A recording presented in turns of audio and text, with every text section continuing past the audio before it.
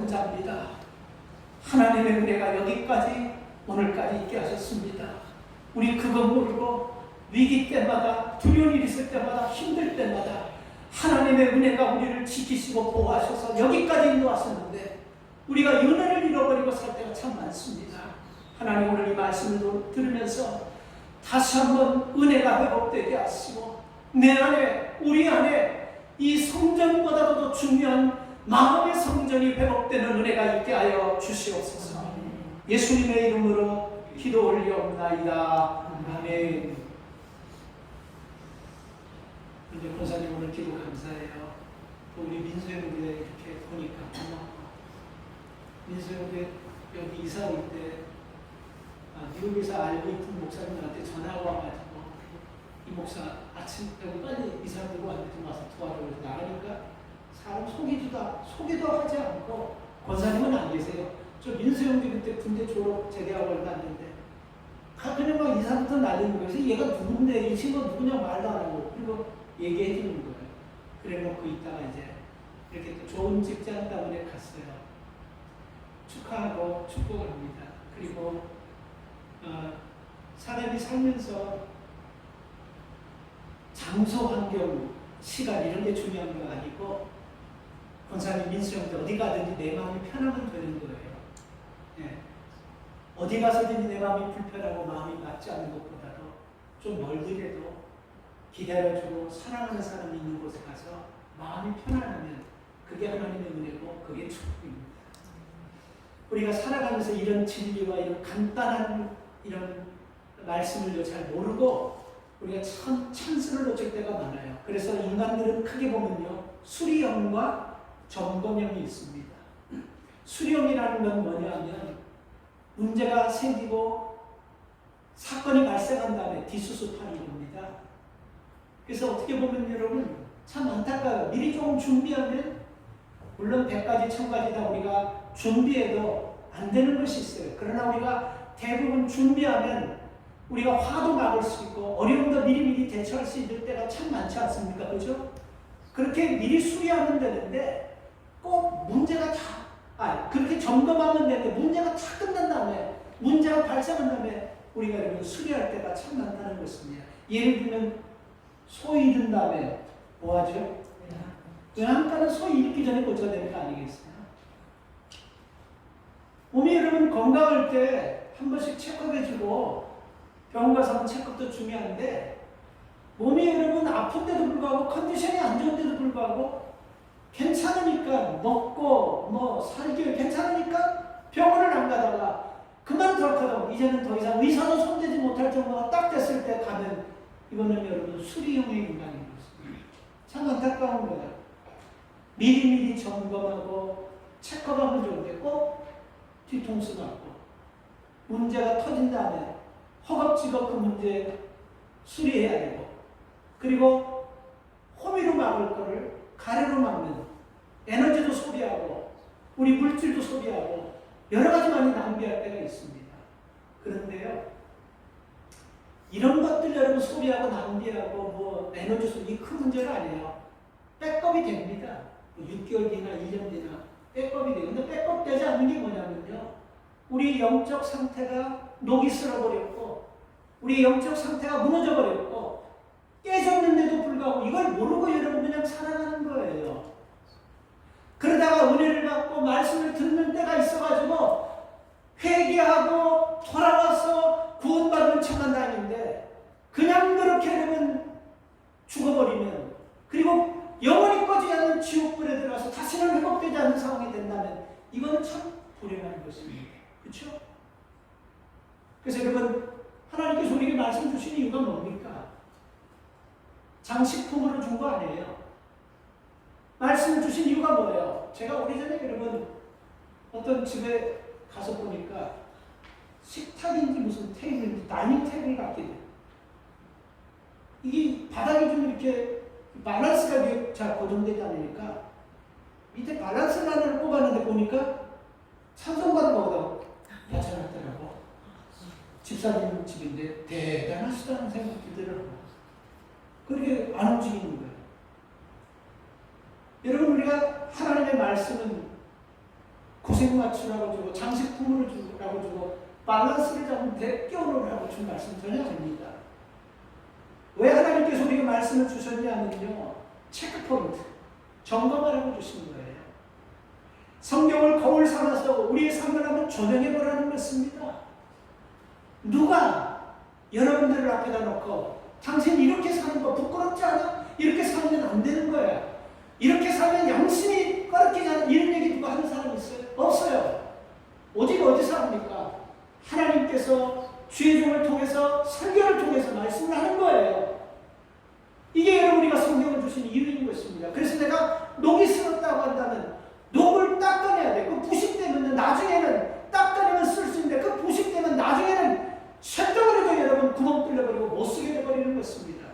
그래서 하나님 말씀 우리에게 주신 이유는 어디서 떨어지는 것을 알고 사도 바울이 얘기했어요. 그 떨어지는 것의 이유를 깨달으라는 거예요. 그리고 우리의 믿음이 무너져 버렸다고 한다면 어디서 무너진 줄 알고 왜 무너진 줄 알고 그것을 체크하고 체크포인트하게 해서 우리에게 주신 것이 하나님의 말씀이라는 것입니다. 여러분 오늘 저는 여러분 이 말씀을 들으면서 오늘 보면 뭐 성전을 지으라 뭐 성전 이런 얘기가 아니에요. 여러분 우리 안에는요 마음의 성전이라는 것이 있습니다.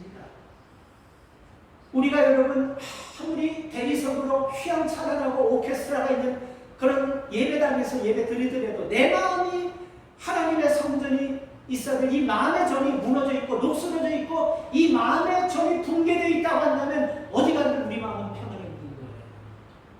천사가 와서 얘기도 평안이 없는 거예요. 이번 예수님께서 말씀을 직접 들어도 전에도 우리에게 평화가 없는 거예요. 마음의 성전이 무너지면 안 되는 것입니다. 오늘 이 본문 말씀은요, 이 페르시아의 고레스 왕이라는 왕이 대왕이에요. 페르시아가 그 당시에 조그만 나라인데 지중해를 다 석권에 먹어버렸어요. 다 통합해버렸어요. 그 당시에 가장 강력한 나라가 바벨론이 바벨론도 페르시아에게 먹혀버렸어요. 그 고레스 왕이 많은 나라들을 다 점령하고 나서 그 백성들을 다 데려다가 노예살이 시키고 뭐 이렇게 막 종들 노릇하게 하고 막 이렇게 하다 보니까 너무 많은 거예요. 그래서 고레스 왕이 칙령을 내리는데 무슨 칙령을 내리냐면 전쟁 포로가 됐던 백성들은 다 자기네 나라 돌아가가지고 열심히 일해라. 그래서 뭘 하냐면 세금을 내라는 겁니다. 어떻게 보면 틀리가 아니에요. 그죠? 여러분 말씀 잘 들으시기 바랍니다. 밖에 빗소리가 좀 들리죠? 관계하지만 말씀을 잘 들으시기 바랍니다. 굉장히 중요한 말씀이에요. 이 세금을 내라는 그 말씀, 각자 나라로 돌아가요. 그래서 여러분 이스라엘 백성들이 돌아가는데 이 이스라엘의 역사를 보면요. 바벨론의 70년의 포로 생활은 이스라엘 역사가 굉장히 중요한 핵심입니다. 이 바벨론의 포로가 된 것도 하나님 계획하에 포로가 된 것이고 해방된 것도 하나님께서 해방하신 거예요. 그래서 바벨론의 포로 생활 딱 됐을 때 하나님께서 그 포악하고 악한 고레스 왕의 마음을 바꿔가지고 이스라엘 백성을 돌아가게 해요. 돌아가는데 한꺼번에 그냥 싹 다 돌려버리는 것이 아니고 3차로 나눠가지고 돌려버립니다. 오늘 이 학교에서 나오는 첫째 그 돌아가게 하는 지도자가 수룹바벨이라는 사람이에요. 임시로 뽑은 총독이에요. 유대 사람인데 임시로 뽑아가지고 수룹바벨이라는 사람을 1차적으로 이스라엘 백성 5만 명을 데리고 너희 나라로 돌아가서 먹고 살라. 그리고 세금 내라. 이렇게 해서 보냈어요. 그리고 2차가 누구냐면 나중에 우리가 느헤미야를 통해서 나오는데 학자입니다. 학자 출신인데 에스라는 사람을 통해 가지고 2차로 이스라엘 백성들을 또 보냅니다. 그리고 3차가 누구냐면 우리가 느헤미야를 통해서 여러 번 들었어요. 느헤미야를 통해서 3차를 보냅니다. 그래서 이스라엘 백성들이 70년 포로 생활을 하고 완벽하게 자기네 나라로 돌아온 것이 3차 느헤미야 때 돌아오는. 자, 근데 우리는 여기서 1차 때 있었던 지금 사건이 생긴 것입니다.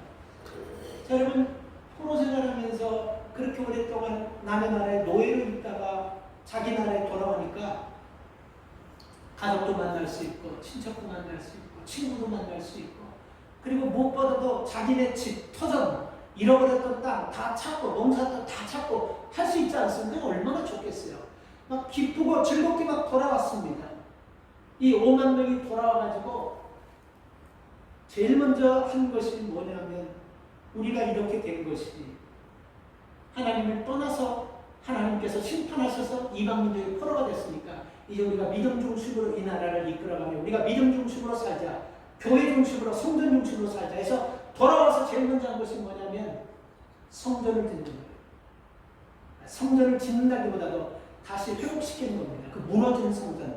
바벨론이 침략했을 때 다 그냥 불태워가지고 깨부숴버리고 불태워 그 무너진 성전을 다시 수축하자는 그런 계획을 세우고 그 성전을 수축하게 해서 터전을 만들었습니다. 다시 말하면 파운데이션을 딱 만들어놨어요. 그리고 나서 무슨 년인지 모르지만 오늘 이 본문에는 나와 있어요. 잘 읽으셨던 분은 아니 이유 때문에 그래요. 16년을 파운데이션만 만들어놓고 그냥 방치해버리는 거예요. 여러분 제가 간혹 말씀드리지만 참 보기 추하고 참 보기 안 좋은 게 뭐냐면 건물 짓다가 그냥 방치해놓은 거. 그 10년, 20년 정도는요, 막 그냥 아주 지저분해요. 참 정말 화금 덩어리예요. 그 지역을 다 아주 벌상스럽게 만드는 그렇게 해서 성전을 방치했습니다. 근데 왜? 이유가 뭔가?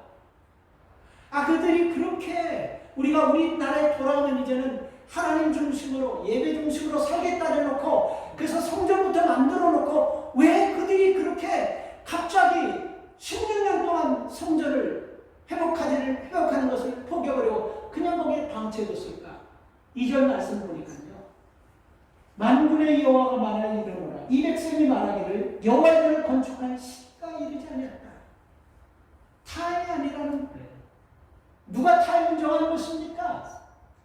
하나님이 타임을 정하는 거예요. 하나님이 포로될 타임을 정하시고 해방될 타임을 정하시고 하나님이 살 타임을 정하시고 하나님께서 죽일 타임을 모든 것이 하나님의 타임 속에 있는데 2절 말씀은 스스로가 우리가 이 시간 성전 무너진 성전을 회복할 타임이 아니다라고 얘기하는 거예요. 그 이유가 뭐냐면요.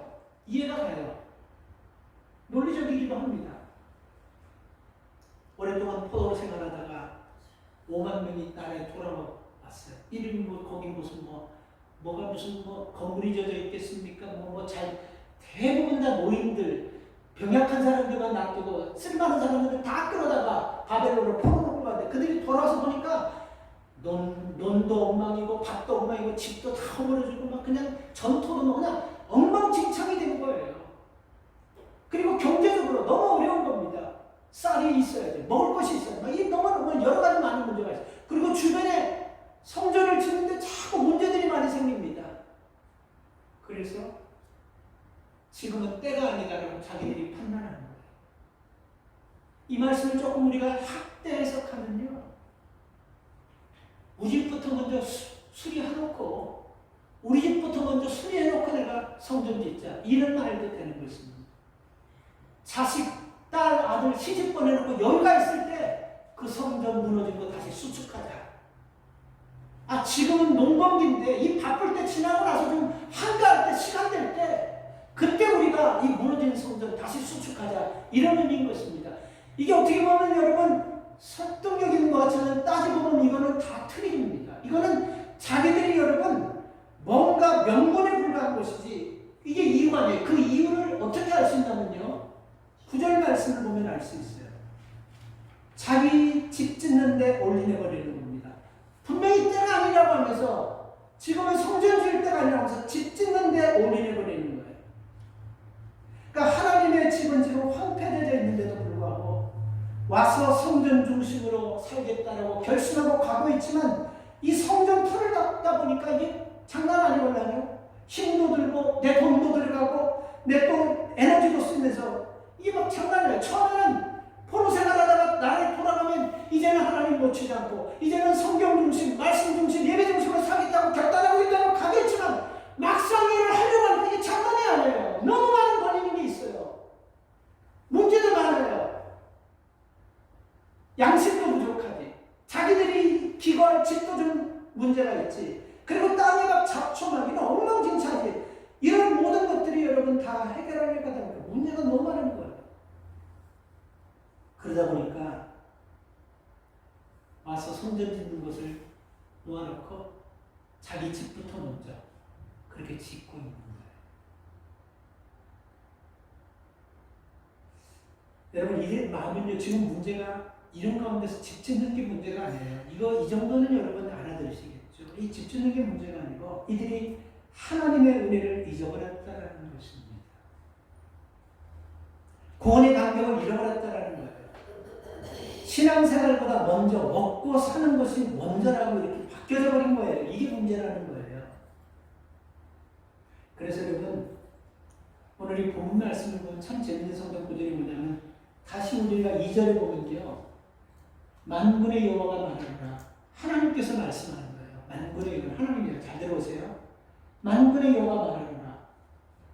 이 백성이 말하기를 왜 이 백성이라고 할까? 영어 성경은 these people. these people 아니라 these. 직역하면 이것들이라는 뜻입니다. 내 백성이라고 말하지 않고 이게 화가 나신 거예요. 이것들, 이 백성들, 내 백성, my people이 아니고 these people 이렇게 나와 있대요. 영어 성경. 이것들이라는 겁니다. 이것들이 지금 뭘 한다는 거예요. 노예 생활하면서 희망 없고 소망 없는 그들을 살려냈더니 그리고 믿음으로 산다고 해서 해방시켜줬더니 돌아와서 막상 한다는 것이 자기 집을 짓는 거예요. 자기 집 짓는 데 올인하는 것입니다. 그리고 4절 보시면 이 집이 그냥 짓는 것이 아니고 편벽한 집이라는 편벽이라는 말은요. 지붕을 잘 덮고 호화스럽고 사치스러운 것으로 장식해서 짓는 집 이런 집을 얘기하는 것입니다. 그러니까 자신들은 호화롭게 살면서도 짓다 말고 보기 흉할 정도는 성전은요 그냥 황채놓는 것입니다. 만약에 이것이 여러분 하나님께서 보셨을 때 그럴 수밖에 없다고 하면 하나님께서 문제를 삼지 않는 거예요. 그런데 여러분 이게 너무 그들의 마음과 그리고 그들이 처음에 돌아왔을 때의 각오와 생각과 그 믿음이 식어져 버린 거예요. 다시 말하면 하나님께서는 뭐를 봤냐면 이 백성들이 마음의 성전이 무너져 버렸다는 걸 보신 거예요. 그래서 여러분 하나님께서 그렇게 하는 분이 않으셨다는 것입니다. 또 하나 이유가 뭐냐면요. 에스라서 4장에 보면 본문에는 안 나오지만 느헤미야를 우리가 강의하다 보면 그 사건은 느헤미야에서 보면 그게 에스라 4장에 보면요. 이 사마리아 사람들이 문제예요. 분명히 이 사람들은 이스라엘 땅에 사는 사람들이 이스라엘 백성이거든요. 근데 이 사람들이 혼혈족들이에요. 국가가 정책적으로 그렇게 만들어버렸어요. 근데 이 사마리아 사람들이 이스라엘 땅에 살면서 이스라엘 백성들인데 이 사람들이 돌아와서 성전을 세우려고 하니까 방해하는 거예요. 이상하게. 성전을 세우는데 방해하는 거예요. 그러니 여러분 자꾸 그들은 그것도 문제가 되는 것입니다. 그러나 여러분 이걸 다 종합해보면요. 사실 때의 문제도 아니고 경제적으로 어려운 문제도 아니고 사마리아 사람들이 막아서도 문제가 아니고 이게 처음에 들어올 때 마음과 나갈 때 마음이 달라진 마음이 이게 중요해요.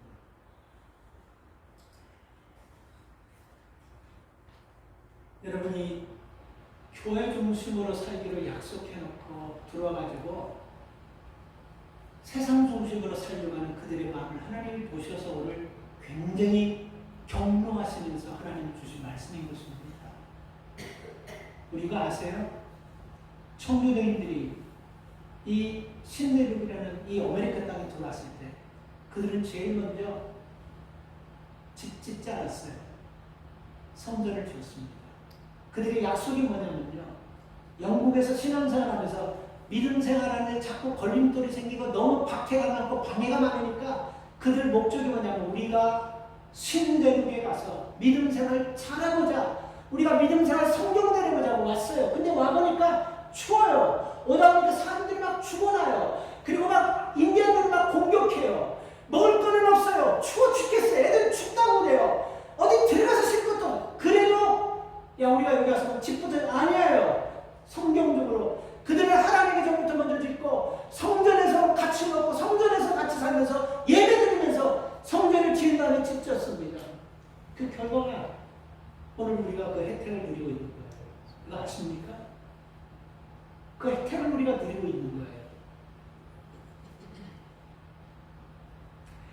여러분 칼빈이라는 기독교 강요의 저자는요. 종교개혁자에서 굉장히 영적으로 신앙적으로 아주 최고의 실력자라고 해야 되나? 최고 영성가라고 그래야 되죠. 이분이 교회를 두 가지로 분명히 구별했습니다.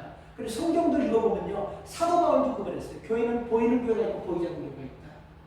그러니까 이 보이는 교회는 이 세상의 시스템을 갖춰 있는 지금 우리 교회 같은 그런 교회예요. 보여요. 집사, 권사, 장로 막 이런 제도가 있어요. 보이지 않는 교회가 있어요. 그 보이지 않는 교회는 여러분 이 땅에 있을 수 있고 하나님의 아시는 교회가 될 수 있어요. 보이지 않는 교회가 있어요. 제도권 밖에 있는 교회예요. 우리는 지금 여러분 어떤 교회를 여러분 중심으로 내야 되냐면 눈에 보이는 교회가 아니고 보이지 않는 교회에 우리는 목숨 걸고 보이지 않는 교회, 하나님이 구원받은 백성들로 인정하는 그 교회를 만들기 위해서 우리는 신앙생활을 하는 것입니다. 사람들이 알아주고 사람들이 인정해주고 사람들이 막 그냥 하는 그런 교회가 아니고 놀랍게 하는 그런 교회가 아니고 사람들은 알아주지 못하고 사람들은 외면해도 하나님이 인정하시고 하나님이 알아주시는 하나님이 좋아하시는 그런 교회가 보이지 않는 교회인 것입니다. 그 칼빈이 인정했어요. 사도 바울도 그걸 인정했습니다.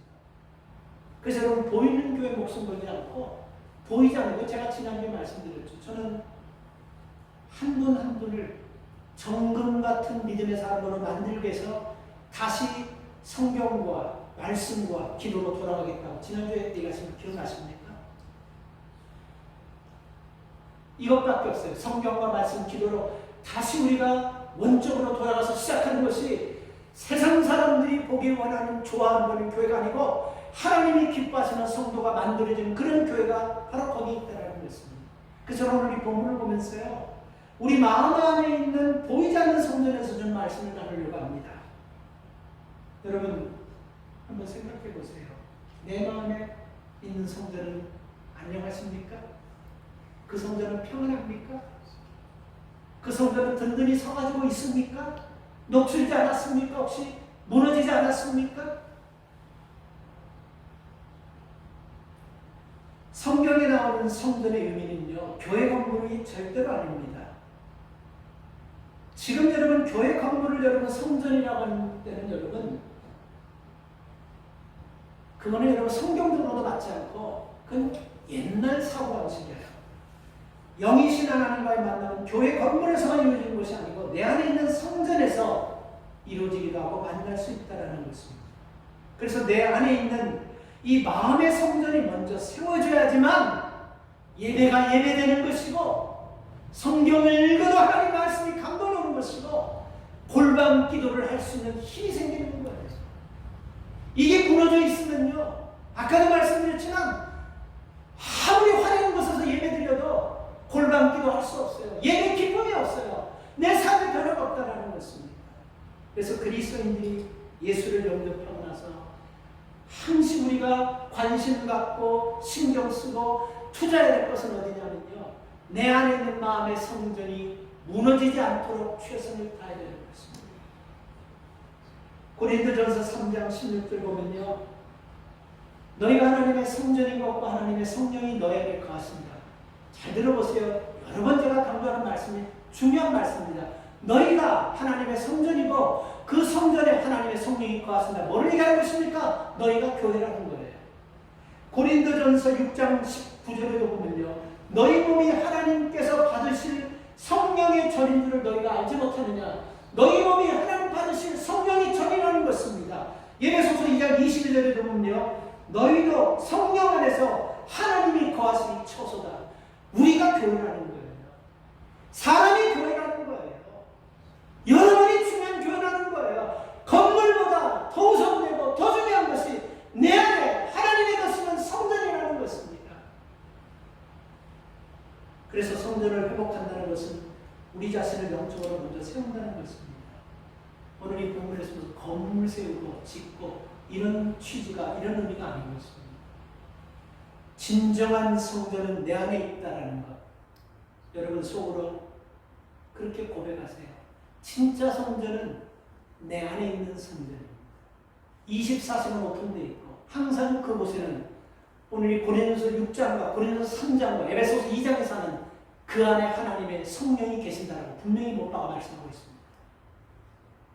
그 성전이 진짜 성전인 거예요.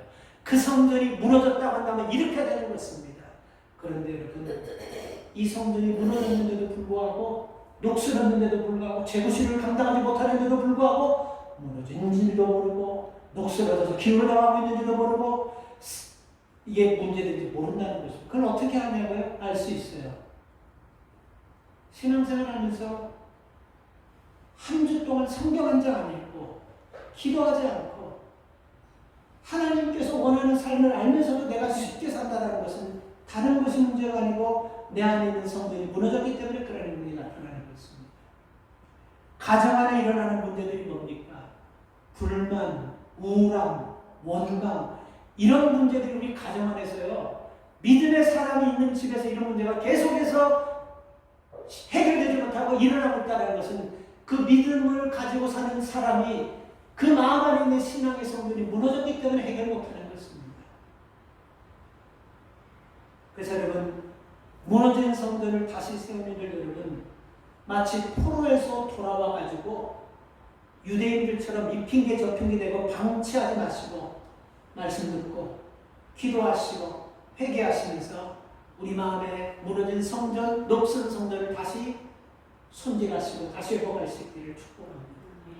지금이 그럴 은혜의 때고, 지금이 그래야 될 전례의 기회고, 지금이 그래야 될 축복의 기회입니다. 이거 놓치지 마시고, 아까도 말씀드렸지만 세상 것들은 놓치고 나서 뒤통수 맞고 세상 것들은 문제가 생긴 다음에 백업되고 고칠 수 있지만요, 갑자기 덜렁 여러분 우리가 생명을 떠나버리고 나서 영혼이 돌아올 수 없는 지옥에 떨어지면 이건 참 비참한 것이고 불행한 것입니다. 이런 성도들이 없기를 주의 이름으로 축복합니다. 그래서 여러분, 이 영적 침체에 빠졌다는 것은요, 우리가 생각은 있는데 우리의 믿음이 따라주지 못하는 것입니다. 그래서 학교 선지자는 이런 사람들을 향해서 하나님의 예언의 말씀을 선포하는데 그 예언의 말씀이 4절이에요. 근데 여러분 4절 보면요, 이 전이 폭로하였거늘 너희가 이때에 판벽한 집에 거하는 것이 가하냐. 현대인의 성경으로 읽어드릴게요. 내 안에 있는 하나님의, 내 안에 있는 마음의 성전이, 내 안에 있는 마음의 성전이 이렇게 무너져 있는데 지금 너희가 살집만 꾸미고 있을 때란 말이냐. 현대인의 성경이죠. 좀 와닿죠. 이 말씀을 듣고 지금 우리 중에 무너진, 내 안에 무너진 성전이 무너진 가운데서 깨닫지 못한다면요, 이걸로 끝나지 않습니다. 더 센 놈이 와요. 더 강력한 경고가 많이 와요. 6절입니다. 6절이 뭐라고 나와 있습니까? 너희가 많이 뿌릴지라도 수입이 적으며 먹을지라도 배부르지 못하며 마실지라도 흡족지 못하며 입어도 따뜻지 못하며 일꾼이 삭슬 받아도 그것을 구멍 뚫린 전대 넣이 들으리라. 뭐를 얘기하는 것입니까? 노력한 만큼 소득을 거두지 못하게 되고 삶의 만족을 누리지 못하게 되고 부가 쌓이지 않게 된다는 것입니다. 열심히 일을 해도 소득이 적고 먹어도 만족함이 없고 모은 것 같은데 뒤돌아보면 이리저리 다 새나가 버린다는 것입니다. 왜 그렇습니까, 여러분? 왜 이런 결과가 나왔습니까? 성경이 나와 있어요. 9절 말씀을 보세요. 9절 나와요. 너희가 많은 것을 받았습니다. 도리어 적었다라고 얘기하셨어요. 너희가 그것을 집으로 가져갔지만 내가 불어버렸다. 하나님께서 불어버렸다라는 것은 그냥 후 이런 것이 아니고 그냥 심판하셨다라는 거죠. 그냥 쓸어버렸다라, 불어버렸다는 겁니다. 그리고 이유도 여러분 명확하게 말씀하십니다. 내 집은 황무한데 각자가 자기 집만 지었더라. 그리고 10절과 11절에서 하나님이 자연 질서를 통해서 아무리 인간이 노력해도 노력한 만큼의 소득을 거두지 못하도록 하나님께서 그렇게 두셨다라는 것입니다. 그러면서 다시 한번 또 확인해 주시는 것이 11절 말씀입니다. 손으로 수고하는 모든 일 최악입니다. 이거는 마지막 경우예요. 우리가 여러분 지금 돈 벌고 이 해나가는 모든 것들이 다 손을 통해서 하는 거예요. 근데 우리가 손으로 하는 모든 것들을 하나님께서 다 막아버리겠다는 거예요. 손으로 하는 모든 것들이 소득이 들어오지 못하도록 하겠다는 것입니다. 예를 들면 여러분, 올여름에 한몫하려고 여름 물건을 많이 사놨습니다. 근데 날씨가 여름 딱 됐는데 좀 더워야지 그 싼 물건들이 팔리는데 가을 같은 날씨가 되고 겨울 같은 날씨가 된다는 말씀이 10절과 11절 말씀인 거예요. 이건 제가 얘기하는 것이 아니고 성경을 통해서 하나님께서 우리에게 주시는 말씀입니다. 그래서 우리 인생의 모든 것들은요, 우리 인생의 현재, 과거, 미래는 내 손에 달려있는 것이 아니고 누구 손에? 하나님 손에 달려있는 것입니다. 우리가 손이 하는 것을 축복해야 돼요. 어떤 사람은 손이 닳도록 이 손에 지름이 없을 정도로 일하는데 평생 그렇게 일하면서 겨우 먹고 사는 사람이 있는 반면에 어떤 사람은 손잡아 보니까 무슨 애기 손바닥처럼 미끌미끌해서 잡을 수 없을 정도로 67에 어떻게 사는지 모르지만 이렇게 산 사람인데도 편안하게 부하게 사는 사람이 있어요. 하나님이 손에 복을 주셔야 되는 것입니다. 사람의 노력을 무시하는 게 아니라 사람이 노력을 하지만 그 노력이 열매를 맺는 데는 하나님의 축복이 있어야 될 줄 믿습니다. 시편 127편에 보면요, 아주 잘 나와 있어요. 설명이. 지금 찾으면 안 돼요. 시간 없어요. 시편 127편에 보면요, 집을 세우는 일을 보면요, 사람이 집을 세우려고 노력을 하지만 노력한다고 집이 세워지는 것이 아니라 하나님의 축복이 있어야 집을 세우려는 노력이 열매를 맺게 된다는 것입니다. 창세기 11장에 보면 바벨탑을 쌓아냈던 사람들이 노력이 부족해가지고 무너진 것이 아니에요. 하나님 축복하지 않아요. 그건 저주하셨어요. 성을 지키는 일도 그렇습니다. 시편 127편에 보면 파수꾼이 밤새워 뜬 눈으로 세워서 성 지켜지는 것이 아니고 여호와께서 축복해 주셔야 밤새워 지키는 파수꾼들의 노력이 열매를 맺게 된다는 것입니다. 유다가 바벨론에게 망한 이유가 파수꾼들이 잠자서 망한 것이 아니에요. 두 눈을 뻘게 있었지만 하나님이 지켜주지 않으니까 바벨론에게 망해버린 것입니다. 여러분, 저는 북한과 한국을 보면서요, 극명하게 나타나는 것이라고 생각합니다.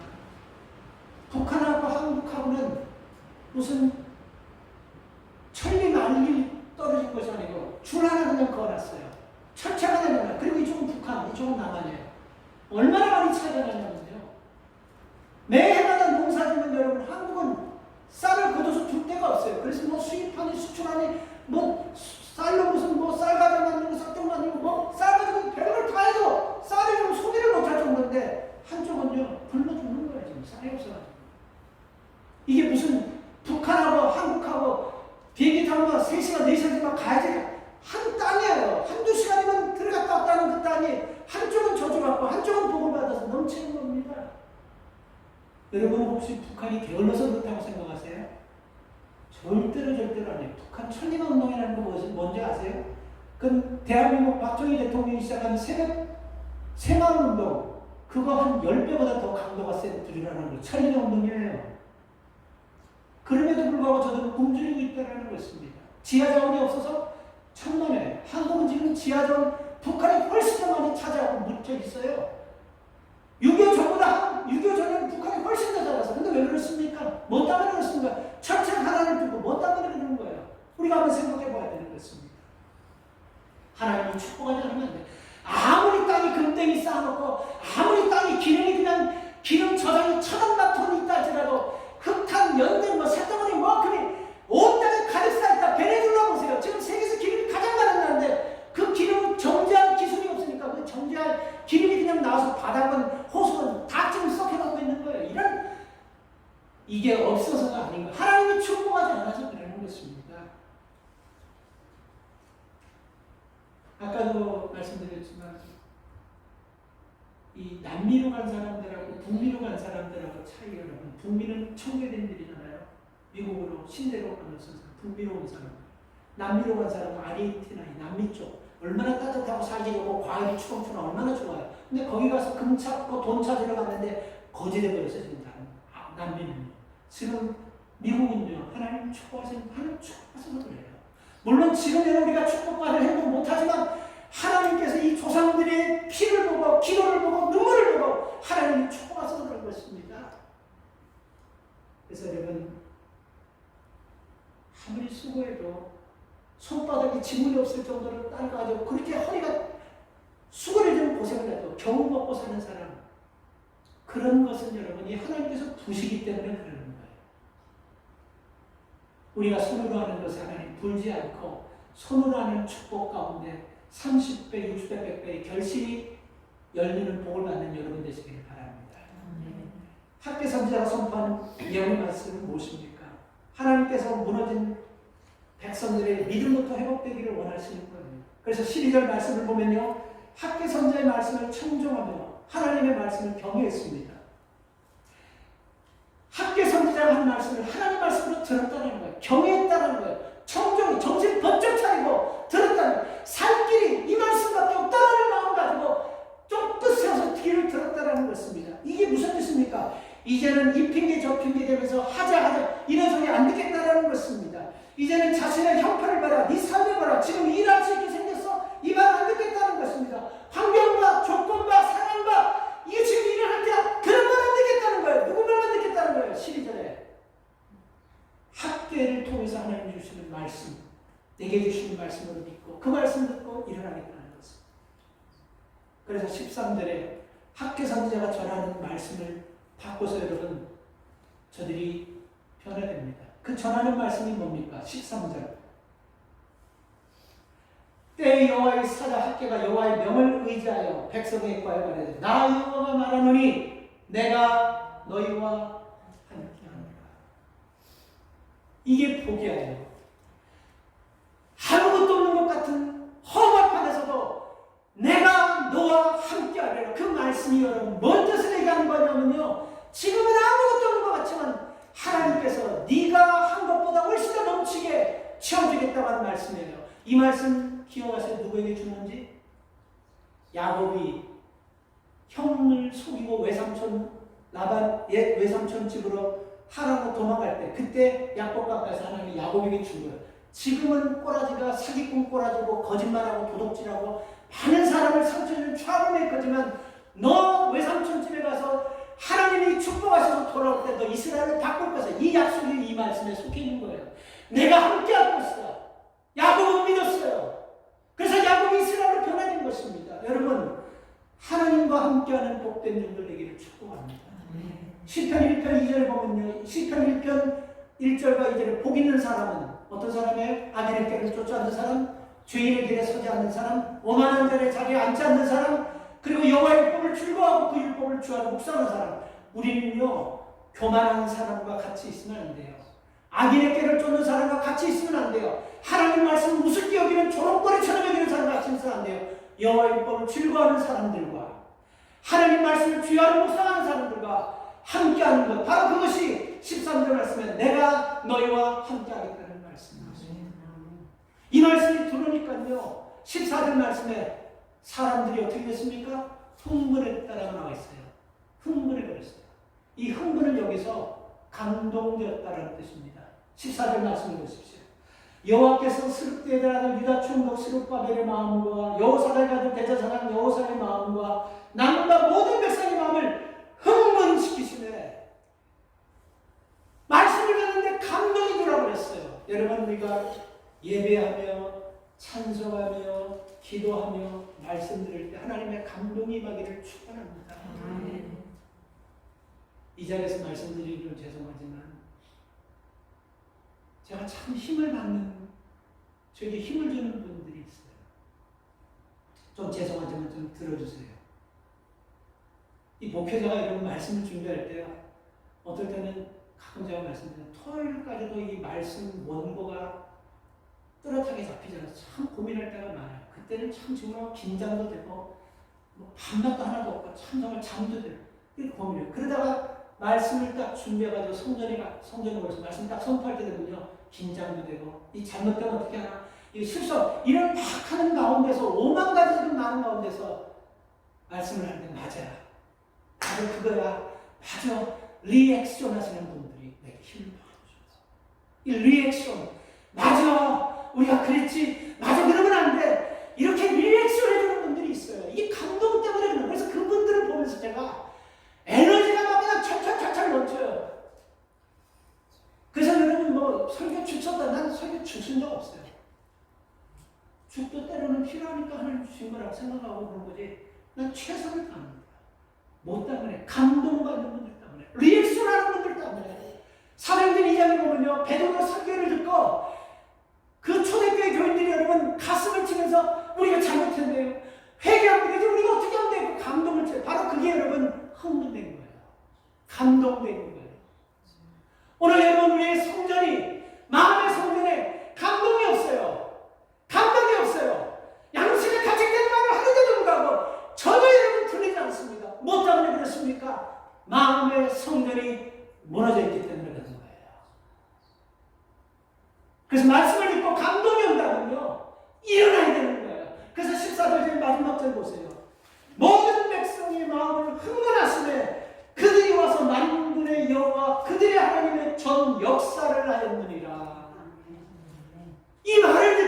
여러분 감동이 와버리니까 이 말을 듣고 역사를 했다는 것은 뭐냐면요. 아 맞아. 우리가 처음에 이 마음의 이 성전을 먼저 우리가 세워야 되는데 이 마음의 성전이 깨져버리니까 무너져버리니까 먹고 사는 문제 핑계대면서 이 핑계대고 저 핑계대면서 우리가 내가 영적으로 내가 서야 되는 이런 것들 하나도 신경 쓰지 않고 세상 것에는 내가 신경 썼고 나면서 마음의 감동을 내가 회개하면서 무너진 내 마음의 성전을 회복하는 것입니다. 그때 여러분 어떤 답이 오냐면요. 6절 말씀과 반대되는 답이 오는 거예요. 이 6절 말씀을 하나님이 주신 옵션이 뭡니까? 조건이 뭡니까? 너희가 만약에 계속해서 마음에 무너진 천을 쌓지 않고 그냥 그대로 살겠다 한다면 이 전제 조건이에요. 반대로 이 말씀 듣고 감동해서 오늘 14절 말씀 그 끝판에 뭡니까? 저희들이 하나님의 전을 이루리라. 이럴 때 하나님께서 축복하시는 거예요. 믿으십니까? 사랑하는 여러분, 사랑하는 여러분들이 한국생활하지 않아도 후손들이 믿음 안에서 큰 부자는 아니더라도 행복하고 편안하게 살기를 바랍니다. 잭슨 있잖아요. 이 녀석이 요즘 유아식을 이유식을 먹어요. 근데 얘가 이제 장난감을 하니까 지 엄마가 아주 냉철하게 하더라고. 이유식을 먹으니까 꼭 이유식 먹을 때 그 보조 의자 애들 식탁치가 딱 앉으면 꼭 장난감을 가지고 앉아서 그 장난감 꺼보라고 이유식을 안 받아 먹어.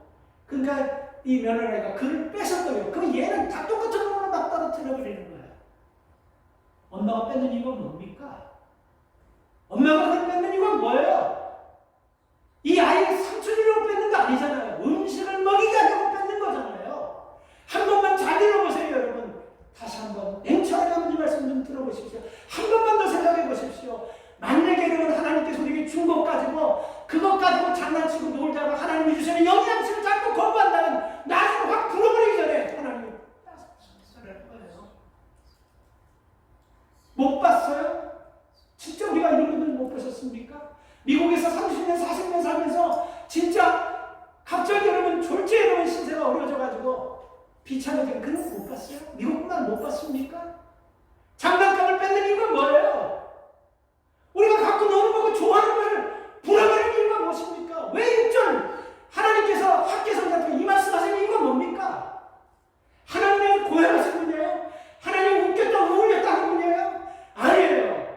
이게 하나님께서 우리를 살리는 방법이에요. 만약에 이렇게 가다가는 나중에는 바벨론에게 70년 포로되겠죠. 나중에는 영원히 나라가 없어져 우리를 보내가는 문제가 되어버리기 때문에 그런 것입니다.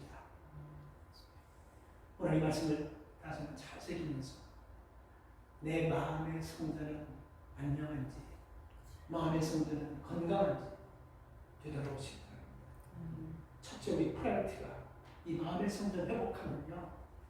우리가 무리수 두지 않습니다. 항상 마음에 평안한 대로 성령이 이끄시는 대로 순종하면서 평안한 대로 기뻐하는 대로 우리가 살아갈 수 있는 것입니다. 이 은혜가 오늘 이 말씀 듣는 모두에게 있기를 주의 이름으로 축원합니다. 하나님 감사합니다. 주님이 말씀 우리가 모르는 말씀 아닙니다. 우리가 하나님 은혜 받고 참 힘들고 어려웠을 때 그 위기 가운데 나는 몰랐지만 한 번도 하나님 나를 떠나지 않으시고 나를 등 뒤에서 붙잡아 주시고 안전하게 지키셔서 사고 없이 이렇게까지 여기까지 왔습니다.